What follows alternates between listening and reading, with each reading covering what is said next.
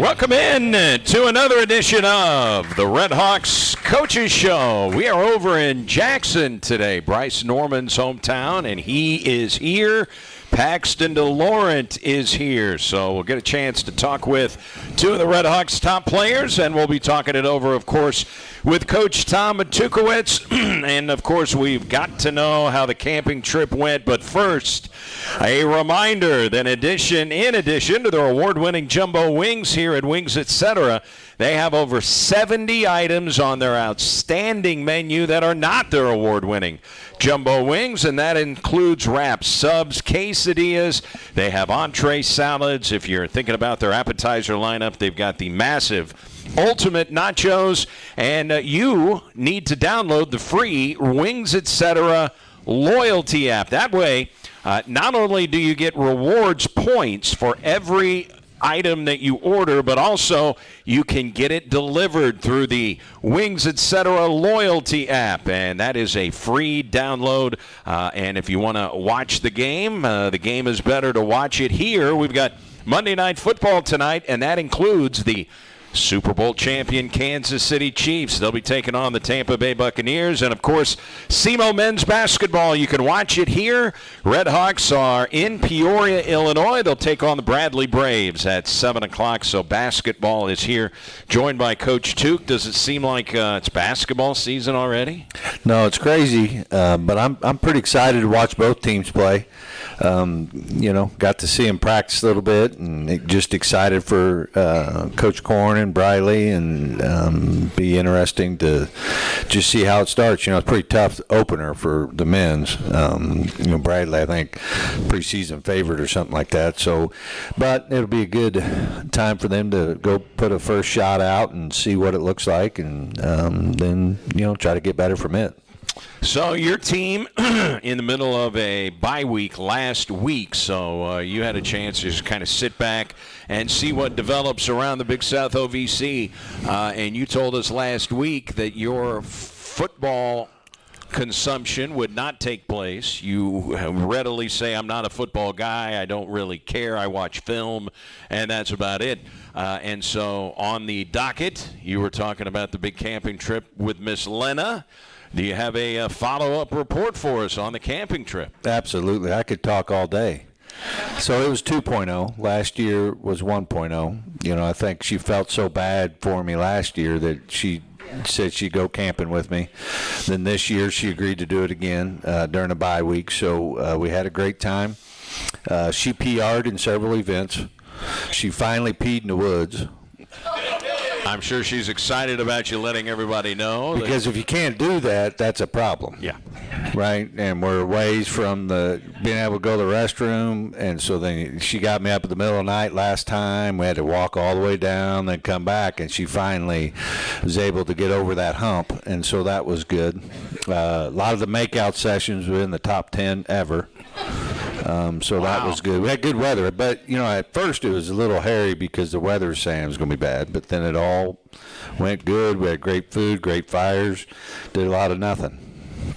All right, the relieving in the woods, that's why the old song says all the leaves are brown. Really? Yeah, that's the song. Man, I didn't know that. Yeah. And so she's not there yet. No, I didn't figure that was probably going to be the case. So is it we grabbed the tent? Do you have a camper? I mean, did you rent? No, mine non-negotiables. It's only tents. Okay. Yeah, we're not doing anything. You gotta work for your comfort. There's something you want. You're cold, build a fire. You're hungry, make food. Right? Sleep, build a shelter. There's just something about creating all that for you that's a real big part of it. She's not necessarily agreeing with that, but with time, I think she's going to come around. You think by the time it's 3.0, you may have turned the corner? We'll see. There's always next year. We're already planning it now. Do you like this playing week 0? I know it got you some national exposure on ESPN, but one of the other things that people kind of don't think about with week 0, you get 2 bye weeks. Yeah, no, I think at the end of the day, I think I would choose that every time, especially because week 1, 2, and 3 was such a tough opponent, with New Mexico State, North Alabama, and UT Martin. So having that bye week there was huge. And you could start to see the grind hit other teams, like Lindenwood, who we are getting ready to play. This will be their 11th straight game. I didn't realize that until you told me they have not had a bye week. Yeah, so their bye week maybe in a couple weeks or something. So their schedule's not great, and we got to take advantage of that. We should be the most fresh, and when you watch us play, it needs to look like that. Now, there is a lot of time between now and 1 o'clock on Saturday, but you were hopeful that there may be some Red Hawks who have been out with injuries that may be able to suit up and go on Saturday. Yeah, we're hopeful. We have a chance to get 4 back. It's tough because this was kind of the game that's the best case scenario for a couple guys, and it's just tough. Everybody heals different, and so you don't want to add that pressure on. They're all trying really hard. But certainly we feel like, we could have 2 to 3 starters back for sure, and as many as 4 or 5. So we've just got to see how they progress this week. How excited does that make you? I know, knock on wood, you don't want to jinx anything, but to have that many guys that potentially could return, man. I mean, you know how I feel about knocking on wood. I do not. You don't? I don't think I do. No. You don't buy it? No. Why? How is knocking on wood going to change anything in your life? Like, if it's jinx and, hey, let's just, instead of go to practice today, let's go to the wishing well and throw some pennies in, and let's wish for a victory. Like, all those things are hooba-gooba, man. They're just nonsense. Now, I can't believe that hasn't come up in our 11-year relationship. Maybe it has. I know you're not a big guy that believes in jinxes, but I will say that bucks the trend because athletes are superstitious individuals. That's why we need to change the world. And I'm a faith guy. I don't think Jesus looks down at you knocking on wood and he thinks that's a hell of a deal. You know what I mean?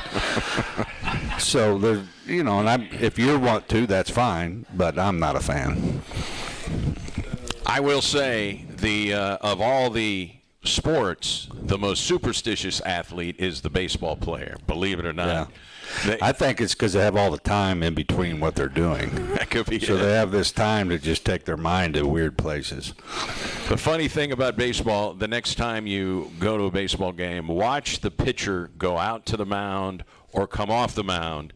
They will not step on the chalk. They will not do it. Why? What does stepping on the chalk do? But I believe in routines. I believe in routines, getting your body like a free throw routine. There's that's scientifically proven to get your muscle memory. Right, exactly. Yeah. But not this wearing the same underwear or whatever. That's just dumb. All right. So talking about injuries, we won't knock on wood, but that has to excite you. Yeah.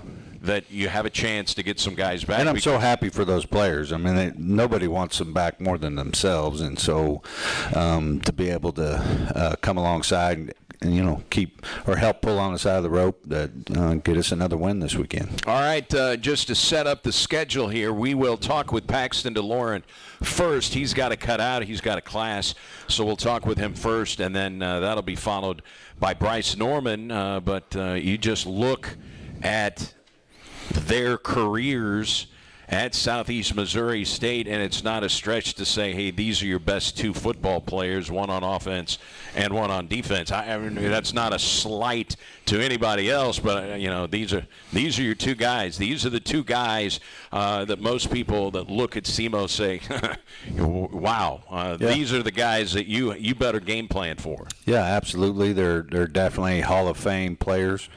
Someday we'll have a big party and talk about them getting in the Hall of Fame, and thought it'd be good that they both come out and Paxton could talk a little bit about the offense and just his maturation as a quarterback and a man. Maybe talk a little bit about the the Manning Academy thing he did this summer and how helpful that was. And then just Bryce Norman with playing local and seeing the program at different stages and where it's headed, and him being a part of that from a family tradition, and kind of what's next in their lives, with Paxton in the NFL and Bryce, maybe going into the working world and all that. I think it'd be interesting for everybody to hear.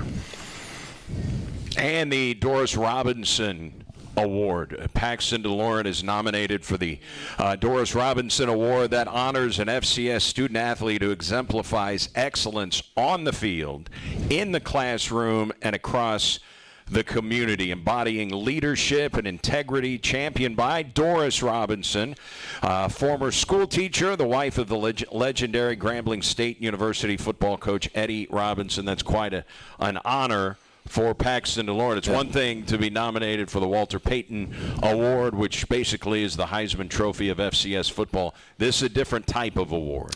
Yeah, he's only gotten one B, I believe, and so he's got like a 3.95 or something like that. Totally more mature than I am, smarter than I am, and he's just, I think it'll probably take several years for our fan base to just really, truly appreciate what they've been able to watch the last 3 years. And Bryce Norman, does it seem like he's a senior already? No. Seems like we were here talking about, boy, you got this freshman. Everybody from around here knows who he is, but, boy, he looks like he's going to be pretty good on his way to leading you in tackles as a freshman. Yeah, no doubt. Just from day one, though, it was pretty obvious when I saw him in fall camp. And both of those kids are interesting because their senior years were COVID years, I believe, if I remember right, because I didn't get to see either one live because of COVID. We couldn't even go out and recruit. So they're probably under-recruited also because of that. And they've just been through a lot. They've been through a stadium condemned. They've been through COVID. They've been through, a 4-7 team and now a nationally ranked team. They've just been through about all you can think of. Not many positive things to say about that COVID period, but if you are looking for a bright spot, maybe these guys are recruited by other schools had there not been COVID. Yeah, and we don't see Bryce Norman or Paxton DeLauren at SEMO. Yeah, you never know how those things works, but during this run that we're on, we just need to make sure that we do a good job of appreciating them. I'm talking to myself here, watching them play and appreciate the men they are and the men they're going to be when they leave here. And what we're seeing also are guys that came here and stayed here. Yeah. They stayed and are playing at a very high level. What we're seeing now is other schools are swooping in and incentivizing the transfer portal for guys. These guys are still here, and that's one reason why they're putting up challenging for career numbers. Yeah, and that's an outlier. Most people don't right now and what's going on, and be interested to just get their take on it. Very thankful. And they probably stayed in spite of me, probably more than anything. But I think they would tell you that it's the relationships with each other and on the team and the fact that they have a little piece of what we're building here. All right, Paxton DeLauren, how many times have you been asked to talk about the letter that his mother wrote to you and sent to your home? Certainly quite a bit early on. It hasn't been lately, but that's certainly something that I think a little bit about, and just the importance that it is that you stop and listen. I do believe in what they call them God winks, or there's times when something's going on that gets your attention and it deserves your attention, and you should lean into that. And that was one moment for me, and just the fact that I got to meet his family and get to know them, and then obviously have a relationship in Coach Paxton over a random letter, is kind of wild, right? That's just not how it normally works. And I know that you get scores of emails and messages and phone calls and voicemails. Hey, we got a guy. I got a guy. And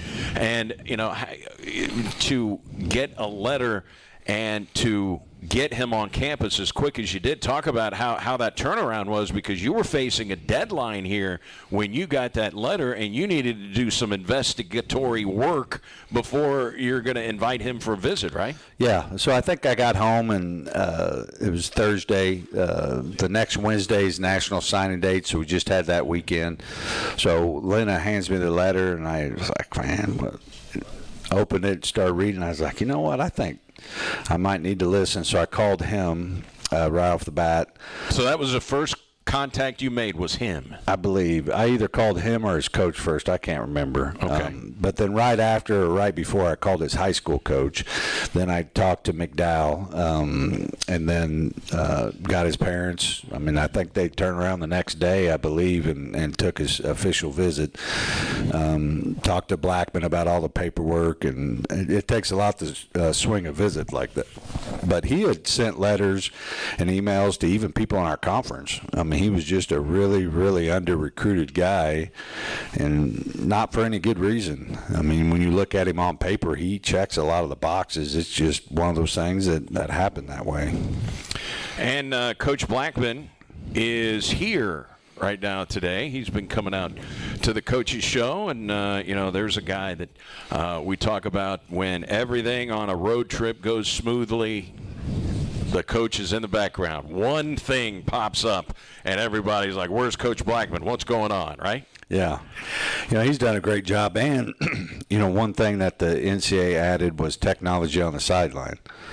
So all of the tablets and the video and all that stuff now goes under him and his staff. And so, I mean, they just do a lot of thankless work. They don't get a lot of pat on the backs that they should, because he's really prolonged my career. When I first got here, we didn't have a DFO. Right, he was one of the coaches, but I did a lot of I don't know if I can say this, but a lot of stuff that was a pain in the ass.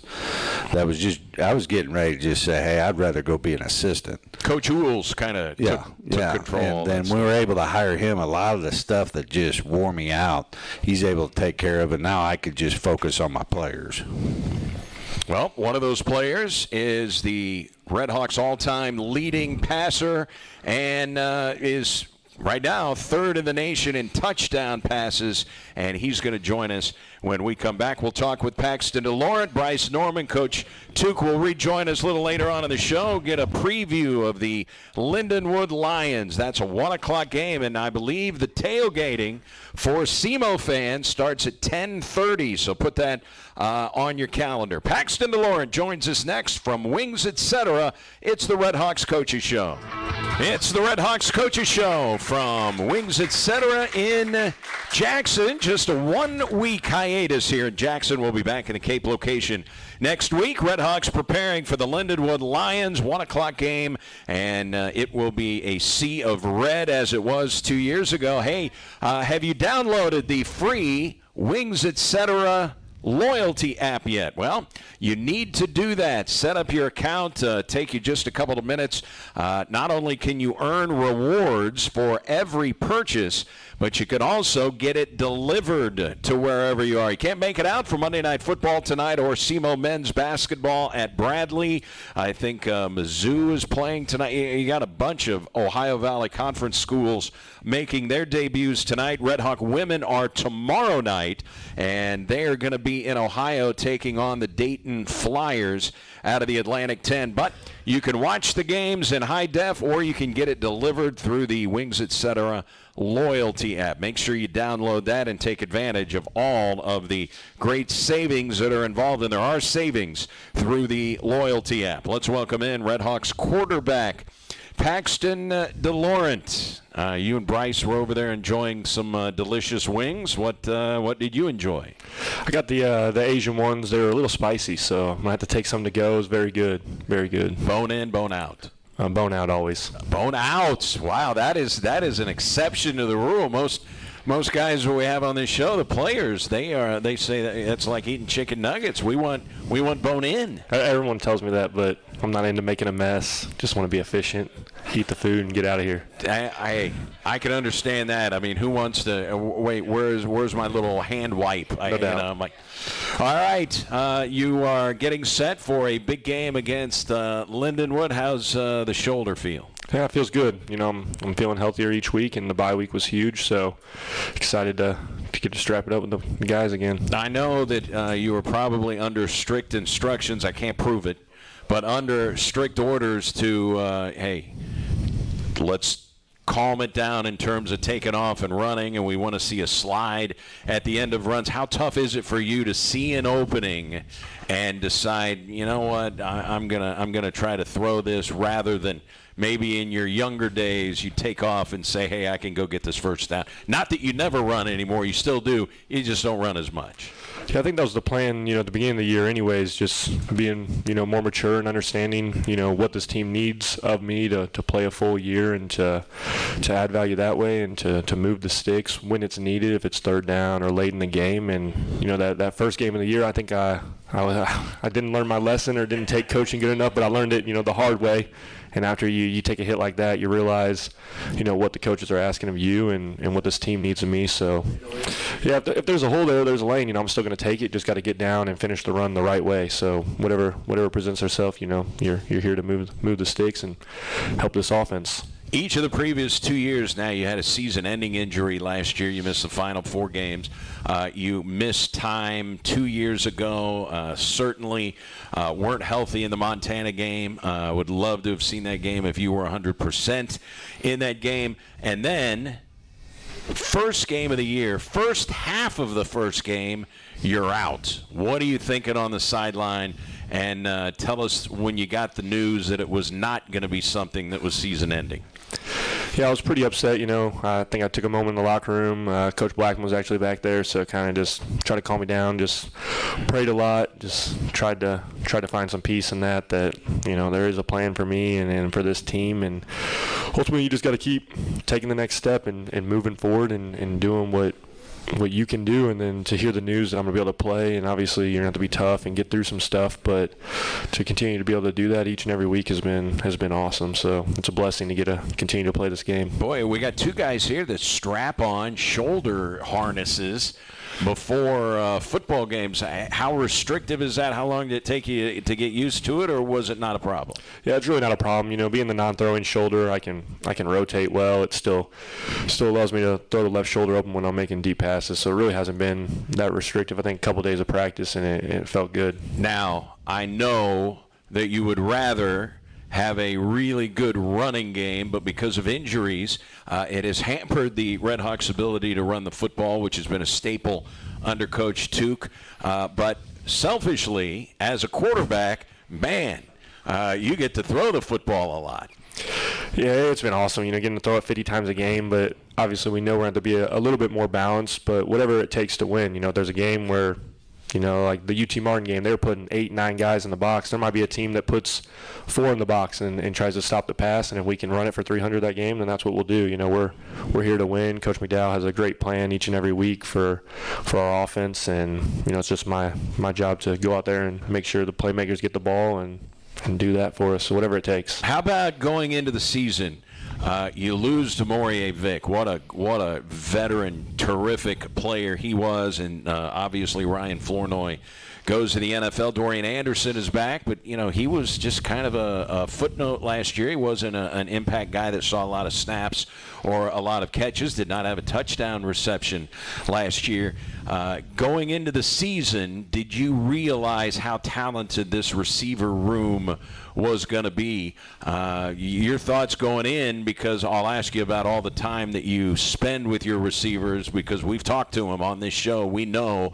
But was that a question in your mind? Boy, I wonder if we're going to be able to get back to what we were able to do last year. I think that was a big question going into the spring. I was a little nervous about it. You want to have playmakers. You lost NFL talent. But I kind of understood the guys that we brought in. I was getting to be around the recruits when we had them in the winter, trying to get guys in the spring. I thought we brought in a couple talented guys like Tristan, obviously the big name. And to see Dorian's maturation as a leader in that group, and I felt like the guys were moving in the right progress. So I expected them to do what they were supposed to do. And then we had fall camp, and that's when I realized how good our defense was. But I was almost in panic mode. There was a practice. I think I punted a ball pretty far out of anger, and I was kind of nervous. Like the defensive backs were shutting us down for a little bit, and it was like, can we throw the ball like we expect? But that just, shows how good the defense is, and that's what takes the whole team. And I was really happy to see that the offense was able to go when we needed it. Now, was it the spring game that you did not score an offensive touchdown, or was it a scrimmage? That was a fall camp scrimmage. The spring game, we got to have lots of fun. Got a nice little gift card. It was a great victory there. All right, we do want to remind you that our coverage when SEMO plays Lindenwood, MRV Banks is one of our big Red Hawks sponsors, and they really step up during the Lindenwood League. So MRV Banks, and we want to thank them for their sponsorship. Now, how many times have you been asked about the letter that obviously we've talked about it on this show back when you were a sophomore, about the letter, and you were probably asked about it more your first year than you have been since. Yeah, I think anytime you get the opportunity to talk about my career, that letter kind of gets brought up. So quite often, but I love it. My parents mean the world to me, and my mom, to get some recognition for some hard work, it's awesome.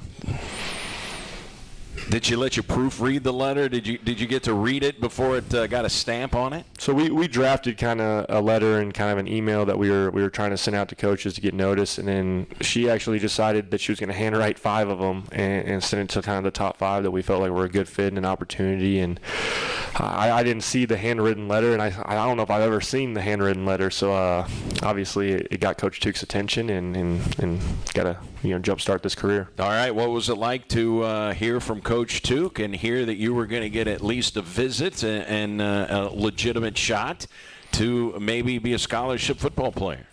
Yeah, it was Thursday. I was in the rec at my previous school, Central Methodist. Was in the cafeteria.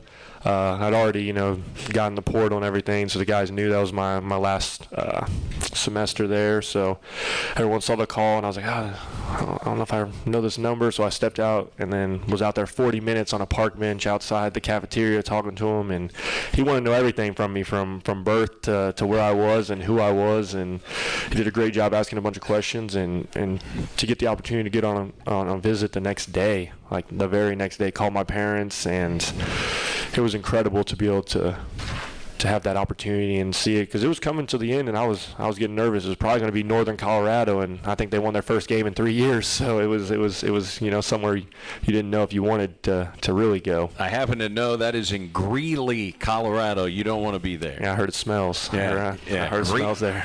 Greeley, Colorado. Yeah, it's like a Wycliffe, Kentucky. Yeah, you don't want to take a deep breath there.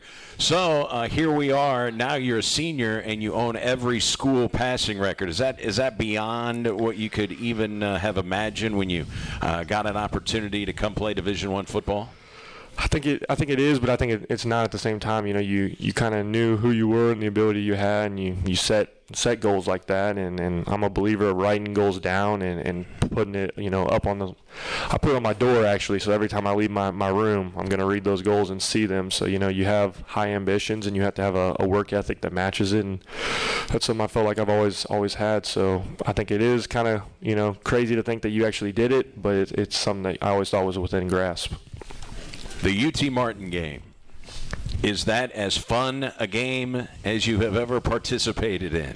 Yeah, it's got to be. It's got to be one of the, if not one in high school. I beat a top-ranked team in overtime, but it was that same type of feeling. You're down, you come back, down 14, and we scored. We were down 7. I missed Dorian on that vertical route. I actually checked him to a vertical, so you made a great call, looked the safety off, and wide open. I kind of too open, underthrew it, and the defender broke it up. So I thought that was going to be our last chance. And then Bryce, I think, forced a fumble, made like 8 tackles in the fourth quarter or something. So it was incredible to keep giving our offense chances, and we executed. And to see Mitch Sellers, I think 13 snaps, 3 touchdowns, like 6 catches or something. It was I don't know how many. It was crazy though to him to come in, and it just shows the resilience of this team and to go drop an interception, storm the field, and have to come back out and do it again in D.C., kick the game winner. It was incredible.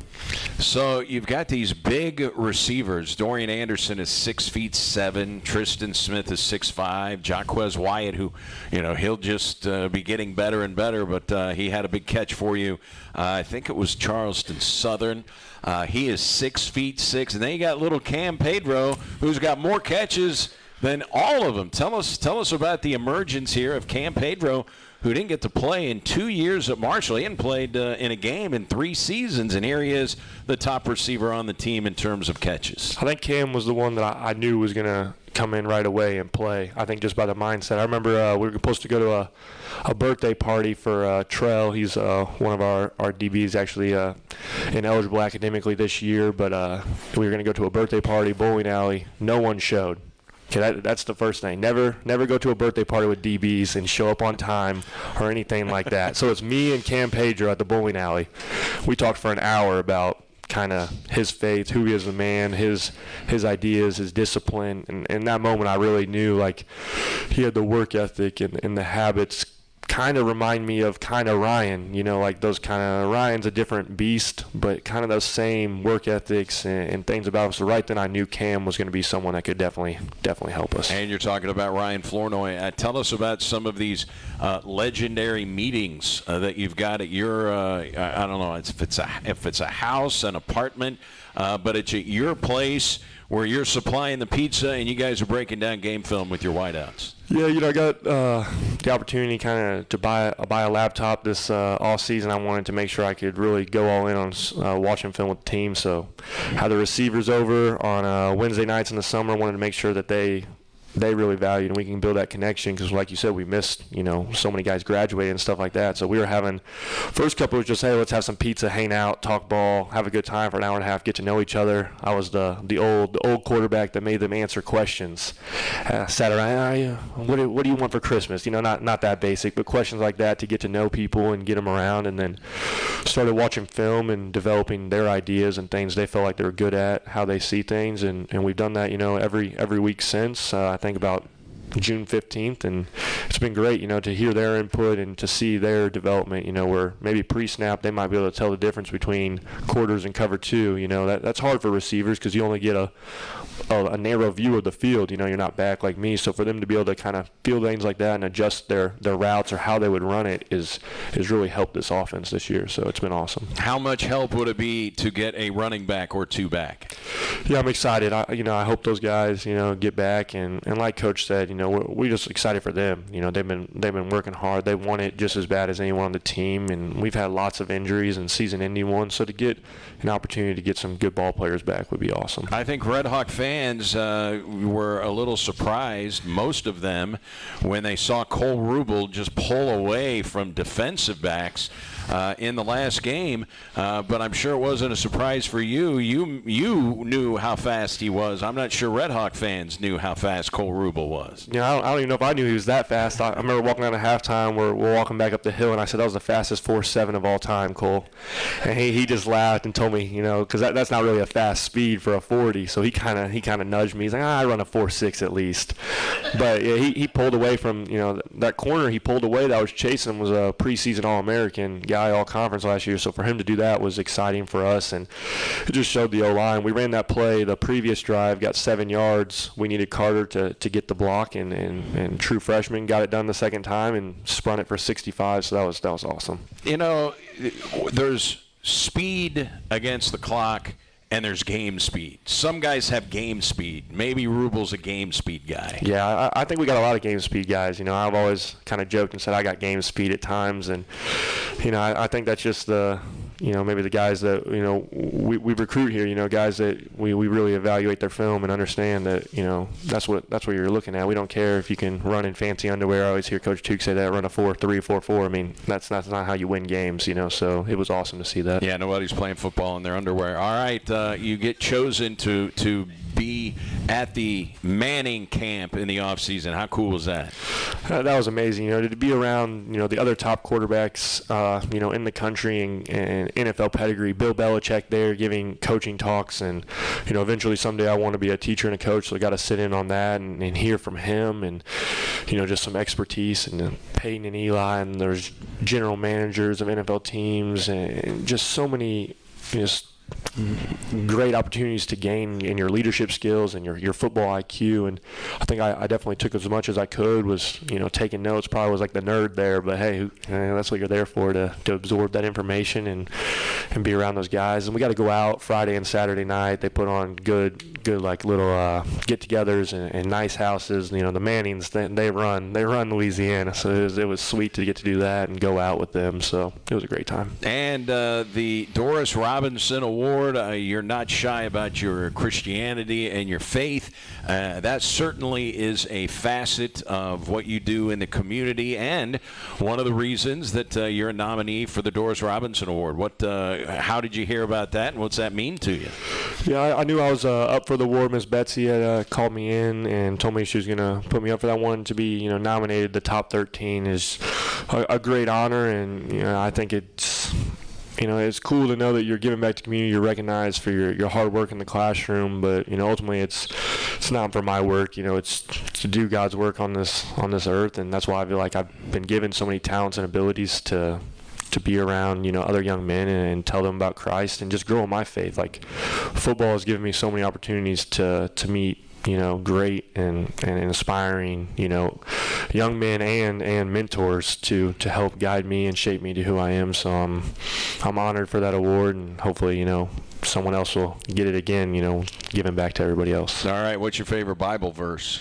Right now I think my always was 1 Peter 5:6, which is humble yourself, therefore under God's mighty hand he may lift you up in due time. But right now it's kind of in Proverbs 3:5-6, which is trust in the Lord with all your heart, lean not on your own understanding, in all your ways seek his righteousness, and he will make your path straight. And that's been so good to me recently with my shoulder injuries and stuff like that, and the season we had, and kind of felt like maybe your goals were out of reach. It's not our job to make those decisions. We just trust in the Lord, like it says, with all our heart, then he's going to make our path straight. Good stuff. What do you remember about the Red Hawk fan turnout 2 years ago when we were at Lindenwood? Yeah, it was packed house. Lindenwood, that was the first time of the rivalry, would name the Game Ball Brawl. I think their first time being Division I in the OVC. The trophy is here, by the way, for those who are not watching the show live through the SEMOESPN.com website, but it's here. Yeah, no, sweet trophy. Our goal is to keep it here and keep it in coach's office again another year. But the turnout was great. I remember Red Hawk fans filled the away side. I think we were standing. They packed their home side. I remember even behind one of the end zones, I feel like they had maybe their student section or band. It was pretty rowdy, so it's a great atmosphere. Can't wait. 1 o'clock will be the kickoff. I know you got to get out of here, Paxton. Thanks so much for the time. Stay healthy. Yep. We'll see you in St. Charles. All right, thank you. God bless. Go Red Hawks. All right, that is Paxton DeLauren. Bryce Norman is here. He played a couple of football games in this town. He'll join us when we come back. Red Hawks Coaches Show is live from Jackson on SEMO ESPN.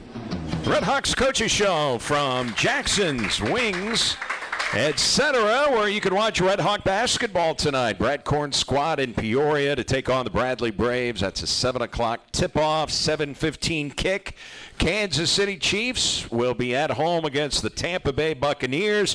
If you can't make it, and this is the place to be, you can download the Wings, etc. loyalty app. You can get your food delivered to wherever you are if you'd like to go that route, but I highly recommend enjoying their delicious menu here at the Jackson or the Cape location, or if you're traveling in the Dexter area, Wings, etc. in Dexter. Bryce Norman is here, Red Hawks linebacker, and you followed Paxton DeLauren's lead with your lunch selection, is that right? Well, I got the chicken bacon ranch wrap, and then with fries, and then I got the boneless wings garlic parm. So I am a traditional guy, but I went with the garlic parm today, just keep clean for the show, I'd say. All right, so you wanted to keep the fingers spotless before you got up here. Right. All right, so that's your excuse, and you're sticking with it. Yep. All right, your Jackson Indians are back in the playoffs again this year. You've had a chance to see them. What are your thoughts on the Indians? I'm sure people have asked you that a bunch. They started a little slow with the beginning of the year. They played two good teams at the beginning of the year, and then they gotten better every game. And then they play Lindbergh this weekend, so it's kind of the game. I don't really root for either side. Now, the reason behind that is the head coach of Lindbergh is Nathan Norman, who was a star at Jackson, played college football as a running back at the University of Arkansas, and he is your relation. Explain that. So he's my uncle. He, grew up a Jackson fan, a Jackson guy, and then, got into head coaching, and he's a head coach at Lindbergh right now in St. Louis, and he's my uncle, and my cousin, Noah Norman, he plays linebacker there for him as a sophomore. So when they come down to Jackson, I kind of just show up, don't wear any specific colors, and just watch football. Now, one thing you said you like what Coach Ryan Nesbitt has been doing this year. What's that? He plays some of his guys both ways. Coach Tuke used to give me some crap for that because I can't catch the ball very well, just because I never got to play offense in high school maybe. So, I would have liked to, but we didn't get the opportunity when I was there. Coach Brett Eckley knew that he had a big enough roster that he did not play guys both ways, and it was kind of a necessity for Jackson this year. He's moving some of his big offensive linemen to the defensive line, and they switched up their philosophy defensively. It's made all the difference. Their defense is totally different since they started playing guys both ways on the line. Yeah, especially up front. That's where you win most of your games is on the O-line and D-line. And if you have some limited guys there, if it comes down to critical situations, you can put them in those positions. I think it can really help them. I got to think you played offense at some point in your football career. Little league. I played running back a little bit, but, ever since high school, just only inside linebacker. Did you like running back? I liked running back, yeah. They used me more as like a fullback, I would say, blocking the ball. But, when I got the ball, I would, get 3 or 4 yards, what we needed to get. I would say you got to be more of a Zach Crump type running back. Boy, how about the muscle that guy's put on? I think he's put on 20 pounds since last year. Now, all of a sudden, he's a power running back for the Indians. I would say I'm more like Zach Crump, not very flashy, just kind of get what needs to be got. And on defense, preseason Defensive Player of the Year in the Big South OVC, it's 360 tackles now. That is 4th on the all-time list. Did you ever think you were going to be a top 5 all-time tackler when you first came to SEMO? No, not really. I was just trying to get on the field when I first got here, and it's kind of the culture. It's here when you show up as a freshman, you kind of want to be that freshman that everyone's like looking at. Oh, is he going to be good for us? And he's doing a good job everywhere on the field. He's doing good in the classroom, and that's just what I kind of show up and did in fall camp. I kind of got an opportunity to show my talents, and I guess I did pretty well.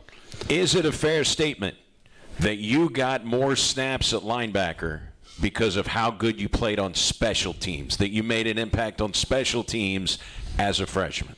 I would say that. And then, we got injured at linebacker, so I kind of got thrown in the fire and, got lucky and made some plays when I first got thrown in there. And that's why I got so many tackles. I've played so many snaps, That's why I think I have so many tackles. You play 10,000 snaps, you might get a few.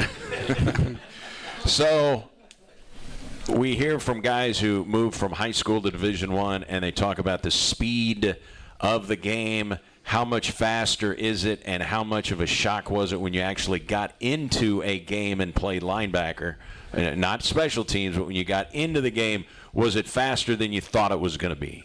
I think the fast pace and just reading the ball was always a little easier for me. I just think when I got to college, everyone was so much bigger than me. That's what was the hardest part. Just, you're not going against offensive linemen that are 6 foot, 220 pounds. They're 6'5", 300 pounds. So that's the biggest difficulty for me and through all of college is just everyone being a little bigger than me. The speed and just reading the play has always been fine, I think, for myself. Beat Cape Central again this year. Yeah, it's not a rivalry. I've always heard the old saying, the hammer and the nail do not have a rivalry because the nail gets drilled every time, gets whacked every time. That's kind of the way it's been with Cape Central and Jackson. Yeah, I can't remember ever losing to a Cape Central team growing up, and Coach Nesbitt's done a good job ever since I left to keep it that way. All right, I had to get a Cape Central reference in there. We got you on the show. All right, you guys are so close to the finish line. 3 more games. You're sitting in a great spot, ranked 6th, first place. But 2 of your final 3 games are on the road. Yeah, the bye week being right now, that was super nice. Just kind of get your mind off football for a little bit and get your body recovered. And then, we're just focused on this week, beating Lindenwood, get the trophy back. And that's our process right now, be where our feet are and, hopefully just take it 1 week at a time. You're an agribusiness major. Explain that. And family business?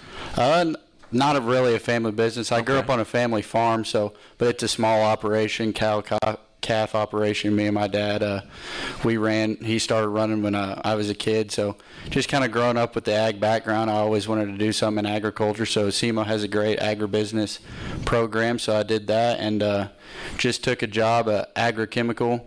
When I get done here, it's through Russ Mothershead. He owns a couple different businesses. So when I get done with football, that's what I'll be doing. That's the new team, hopefully, I go have success with. I remember when Russ Mothershead was making baskets for the Kelly Hawks in high school. That was a long time ago. He's a good guy. Yeah, he's a great guy. He's a basketball guy, so he says he likes hiring athletes, so I think I kind of fit the description pretty well. I would say you fall into the athlete category. You got a chance to do something no one's ever done, lead SEMO in tackles for 4 straight years. How cool would that be? Yeah, that would be awesome. Just, kind of leave my legacy. Got to play all 4 years. Just got lucky, got to play a bunch of snaps. Kind of got the opportunity when I was young and ran with it ever since. Legacies are established with championships. Mm-hmm. And you got a chance to leave a championship legacy this year. Yeah, winning's a lot better than losing. Last year, maybe I didn't come on this show last year because, we weren't winning very much. Coach Tuke just kind of sent some of the assistant coaches on here, New year, new players come on here, so maybe that's why I'm back like 2022. All right, Lindenwood. Good stuff. All right, so your thoughts about going to Lindenwood and, like Paxton, I'm sure you remember the kind of turnout the Red Hawk fans showed when we were there 2 years ago. Yeah, 2 years ago, it was awesome. I think we probably maybe had more fans than they did there. It's always a great atmosphere. Their away locker room, it's not very nice, so that's a downfall. It's really small and stuff, compact. But, yeah, hopefully the fans come out and tailgate early. How much do you hate doing these stupid interviews? I've gotten better at them. I don't mind them anymore, kind of gotten used to them. When I was younger, not very good at them, I would say. Got to grow a little bit. You're terrific. You did a great job. Yeah, thank you. All right. Good luck on staying healthy the rest of the year and your drive to complete the mission and win the OVC championship. Thanks so much. Thank you. Go Red Hawks. All right. Bryce Norman. The Red Hawks are playing Lindenwood. What about the Lions? We'll ask that question and more with Coach Tuke. Wrap it up. Talk about the Lindenwood Lions. Red Hawks Coaches Show from Wings, etc. Final segment, Red Hawks Coaches Show. We're in Jackson, and we will be over in the Cape Girardeau location next week, so we hope you can join us there. It's a 1 o'clock kickoff in St. Charles against the Lindenwood Lions. Coach Tuke rejoins us, and you're facing the #1 rushing offense in the Ohio Valley Conference. The Lindenwood Lions, they have the most rushing attempts and they have the most rushing yards. They're averaging about 182 yards on the ground. They're bread and butter running that football. Yeah, they're a little different, too. They're out of 12 personnel. That is not as common in our league anymore. So certainly, defensively got to do a great job. It's not complicated this week. We got to stop the run, and they got a dominant X wide out. That's a big play type guy. And so we got to stop the run and hold up on the big plays. So it's going to be a challenge, and I'm just excited about getting back out there today and having a good practice. I think when you think about we should have an advantage of a bye week, right? We should be fresh. The disadvantage could be that you're not sharp. right? You go out, you have a bunch of penalties, you turn the ball over, you do all these dumb things because you've been out of rhythm. Habits are really, really important. I mean, one of the most important thing a student athlete is their structure and their daily schedule that doesn't change, right? And now all of a sudden things really changed, and we can be at this game and act like we're still off. You know what I mean? So really important that we get really locked in and ready to go this Saturday. Only Western Illinois gives up more rushing yards per game than Lindenwood. They've been susceptible to the run, which would be nice to get a running back or two back. On Saturday, they gave up 400 yards rushing in a 52-10 loss to Tennessee Tech on Saturday. They have been vulnerable to the running game. I mean, that's a good lesson. Lindenwood looked like they stopped at the local dispensary before the game. I mean, they didn't look like they were ready to play and all those things, and it's tough. So, our team just needs to understand just how important it is that you be the most excited to play and ready to play this game, because they weren't. And it happens, and I think our team needs to understand that. I bet you they are this week, right? This is going to be their Super Bowl. We're going to get their best shot, and so we got to make sure that we have a good week of prep. Nobody has given up more sacks this year than the Lindenwood Lions, and this version of the Redhawks is getting to the quarterback. At least on paper, you got a chance to maybe affect the game with your pass rush. Yeah, only if we stop the run. Obviously, if it's 3rd and 1, it won't matter. So it's the first thing: stop the run, get them in passing situations, pressure, turnovers, all the things that a good defense starts to create in those critical situations. And so it all starts with the run, but then, we got to be ready to capitalize on that. And they have turned it over, and so we need to do a good job with it. All right, Jeff Caldwell, their star receiver, is getting looks from NFL scouts. Yep. Are there times that when you play a dominant guy like that you roll a double team his way? Sure. I mean, at the end of the day, we got to make sure they got to beat us left-handed, right? We can't let them run it and can't let it throw them to him. If they're good enough to do something else, then we got to adjust. But, it's up to us schematically that we do that. But then our players understand how they fit in that role and where, Jeff's at on the field at all times. And he's a big target. It's not like a 5'10" guy. He's like 6'5". He's like the guys we have. And so we'll be challenged.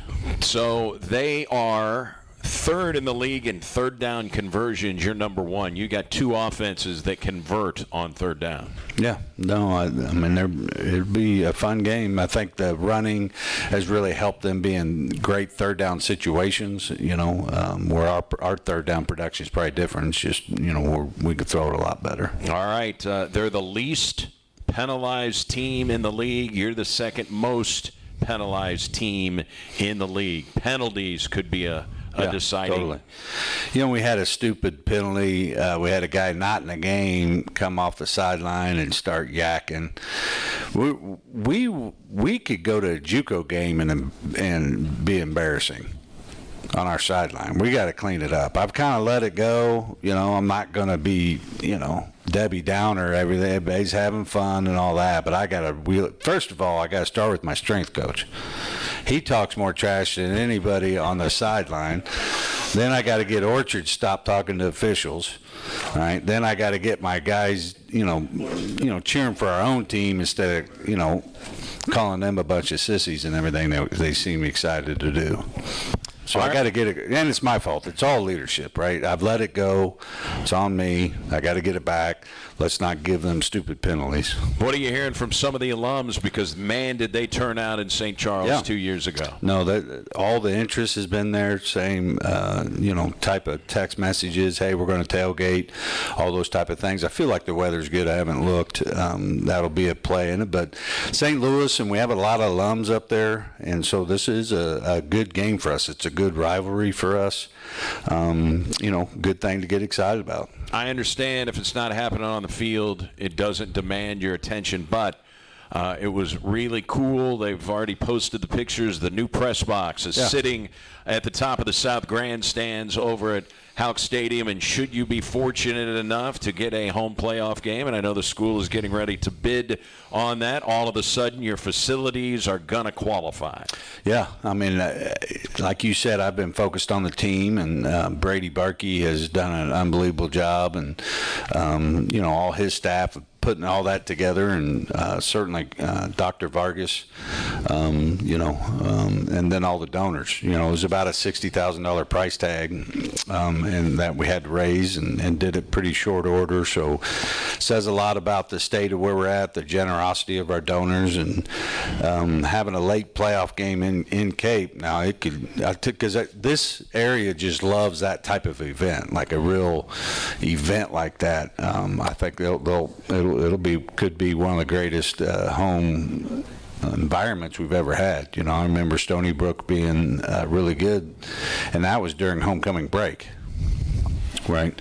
So that next weekend, all the students will be there, everything. So hopefully we can talk about that and have all that fun conversations. But obviously if we don't lock in and take care of Lindenwood, it won't happen. So there are no margins. You got to win out to be able to get a bye. All right. A couple of things that if you do this on Saturday, you beat the Lions.